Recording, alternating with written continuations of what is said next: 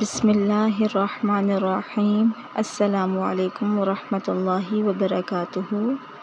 حضرت رفاعہ بن رافع رضی اللہ عنہ سے روایت ہے، فرماتے ہیں ہم ایک دن رسول اللہ صلی اللہ علیہ وآلہ وسلم کے پیچھے نماز پڑھ رہے تھے۔ جب آپ نے رکوع سے سر اٹھایا تو کہا سمع اللہ لمن حمدہ۔ آپ کے مقتدیوں میں سے ایک آدمی نے ذرا بلند آواز سے کہا ربنا ولک الحمد حمدا کثیرا طیبا مبارکا فیہ۔ اے ہمارے رب، تیرے ہی لیے سب تعریفیں ہیں، بہت زیادہ پاکیزہ اور بابرکت تعریفیں۔ جب اللہ کے رسول صلی اللہ علیہ وآلہ وسلم نماز سے فارغ ہوئے تو فرمایا، کس شخص نے ابھی کچھ کلام کیا تھا؟ کسی نے جواب نہ دیا۔ پھر آپ نے دوبارہ فرمایا، کس آدمی نے نماز میں کلام کیا تھا؟ میں نے کہا، اے اللہ کے رسول، وہ میں تھا۔ آپ نے فرمایا، تو نے کیسے کہا تھا؟ میں نے کہا تھا الحمدللہ حمدا کثیرا طیبا مبارکا فیہ۔ نبی صلی اللہ علیہ وآلہ وسلم نے فرمایا، قسم اس ذات کی جس کے ہاتھ میں میری جان ہے، 30 سے زائد فرشتے اس کلمے کی طرف لپکے تھے کہ کون انہیں لے کر اوپر چڑھتا ہے۔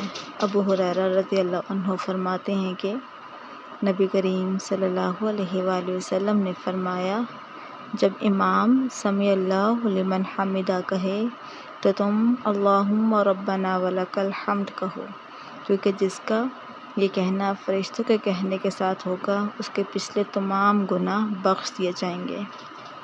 سیدنا ابو سعید خدری رضی اللہ عنہ سے روایت ہے کہ رسول اللہ صلی اللہ علیہ وآلہ وسلم نے فرمایا، کیا میں تمہاری رہنمائی ایسے امور کی طرف نہ کروں کہ اللہ جن کے ذریعے خطاؤں کو معاف کرتا ہے اور نیکیوں میں اضافہ کرتا ہے؟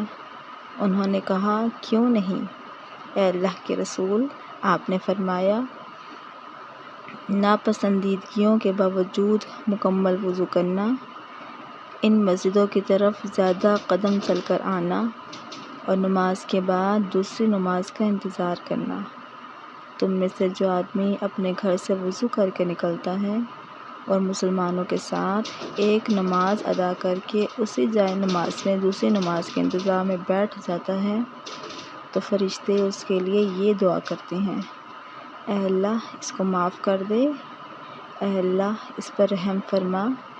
جب تم نماز کے لیے کھڑے ہو تو اپنے صفوں کو برابر اور سیدھا کیا کرو اور شگافوں کو پر کر دیا کرو، بے شک میں تم کو اپنے پیچھے سے دیکھتا ہوں۔ جب تمہارا امام اللہ اکبر کہے تو تم اللہ اکبر کہو، جب وہ رکوع کرے تو تم رکوع کرو، اور جب وہ سمع اللہ لمن حمدہ کہے تو تم ربنا لک الحمد کہو۔ بے شک مردوں کی بہترین صف اگلی صف ہے اور ان کی بری ترین صف پچھلی ہے، اور عورتوں کی بہترین صف پچھلی ہے اور ان کی بری صف اگلی صف ہے۔ اے عورتوں کی جماعت، جب مرد سجدے میں جائیں تو تم اپنی نظریں نیچی رکھا کرو تاکہ ان کے اعضاء چھوٹے ہونے کی وجہ سے ان کی شرمگاہوں کو نہ دیکھ سکو۔ جب نبی کریم صلی اللہ علیہ وآلہ وسلم مدینہ تشریف لائے تو یہاں کے بلند حصے میں بنی عمرو بن عوف کے یہاں آپ اترے اور یہاں 24 راتیں قیام فرمائی۔ پھر آپ نے بنو نجار کو بلا بھیجا تو وہ لوگ تلواریں لٹکائے ہوئے آئے۔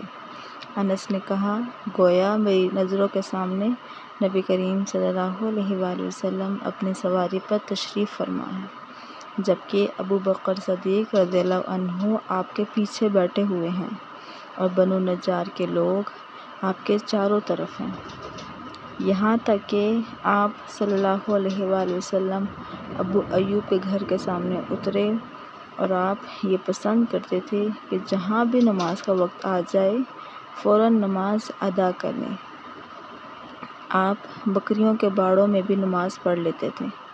پھر آپ نے یہاں مسجد بنانے کے لیے حکم فرمایا، چنانچہ بنو نجار کے لوگوں کو آپ نے بلوا کر فرمایا کہ اے بنو نجار، تم اپنے اس باغ کی قیمت مجھ سے لے لو۔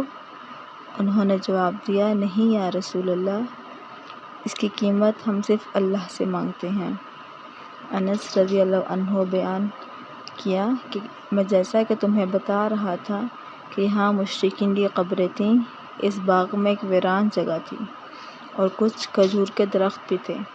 پس نبی کریم صلی اللہ علیہ وآلہ وسلم نے مشرکین کی قبروں کو اکھڑوا دیا، ویرانے کو صاف اور برابر کرایا اور درختوں کو کٹوا کر ان کی لکڑیوں کو مسجد کے قبلے کی جانب بچھا دیا اور پتھروں کے ذریعے انہیں مضبوط بنا دیا۔ صحابہ پتھر اٹھاتے ہوئے رجز پڑھتے تھے، نبی کریم بھی ان کے ساتھ تھے اور یہ کہہ رہے تھے کہ اے اللہ، آخرت کے فائدے کے علاوہ اور کوئی فائدہ نہیں، بس انصار و مہاجرین کی مغفرت فرمانا۔ عبداللہ بن مسعود رضی اللہ عنہما بیان کرتے ہیں، ایک دفعہ رسول اللہ صلی اللہ علیہ وآلہ وسلم کعبہ کے نزدیک نماز پڑھ رہے تھے اور ابو جہل اور اس کے ساتھی وہیں بیٹھے ہوئے تھے، تو ان میں سے ایک نے دوسرے سے کہا، تم میں سے کوئی شخص ہے جو قبیلے کی اونٹنی ذبح ہوئی ہو، اس کی اوجڑی اٹھا لائے اور لا کر جب محمد سجدے میں جائیں تو ان کی پیٹھ پر رکھ دے۔ یہ سن کر ان میں سے ایک سب سے زیادہ بدبخت اٹھا اور وہ اوجڑی لے کر آیا اور دیکھتا رہا۔ جب آپ نے سجدہ کیا تو اس نے اس اوجڑی کو آپ کے دونوں کندھوں کے درمیان رکھ دیا۔ عبداللہ بن مسعود کہتے ہیں کہ میں یہ سب کچھ دیکھ رہا تھا مگر کچھ نہ کر سکتا تھا، کاش اس وقت مجھے روکنے کی طاقت ہوتی۔ عبداللہ کہتے ہیں کہ وہ ہنسنے لگے اور ہنسی کے مارے لوٹ پوٹ ہونے لگے اور رسول اللہ صلی اللہ علیہ وآلہ وسلم سجدے میں تھے، بوجھ کی وجہ سے اپنا سر نہیں اٹھا سکتے تھے، یہاں تک کہ فاطمہ رضی اللہ عنہما آئیں اور وہ بوجھ آپ کی پیٹھ سے اتار کر پھینکا۔ تب آپ صلی اللہ علیہ وآلہ وسلم نے سر اٹھایا، پھر 3 بار فرمایا، یا اللہ تو قریش کو پکڑ لے۔ یہ بات ان کافروں پر بہت بھاری ہوئی کہ آپ نے انہیں بددعا دے دی۔ عبداللہ کہتے ہیں کہ وہ سمجھتے تھے کہ اس شہر مکہ میں جو دعا کی جائے وہ ضرور قبول ہوتی ہے۔ پھر آپ نے ان میں سے ہر ایک کا جدا جدا نام لیا کہ اے اللہ ان ظالموں کو ضرور ہلاک کر دے۔ ابو جہل، عتبہ بن ربیع، شیبہ بن ربیع، ولید بن عتبہ، امیہ بن خلف اور عقبہ بن ابی معیط کو 7ویں آدمی کا نام بھی لیا مگر مجھے یاد نہیں رہا۔